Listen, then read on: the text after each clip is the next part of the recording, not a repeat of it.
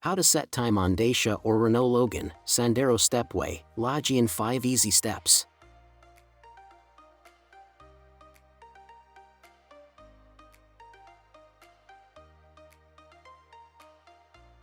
One. Turn the key in the second position. You don't need to turn the engine on.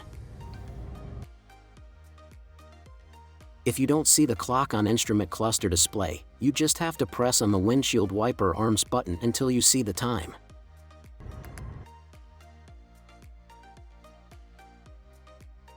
2. Then press on the button and keep pressing until the hour it's blinking. 3. Press again to set the hour.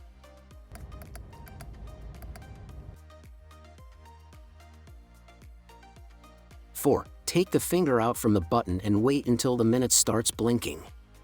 5. Then press on the button again to set the minutes.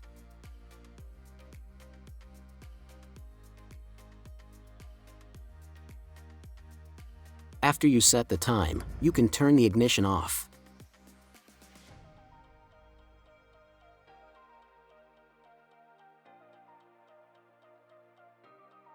Don't forget to like and subscribe our YouTube channel, Tutorial Auto. Thank you for watching.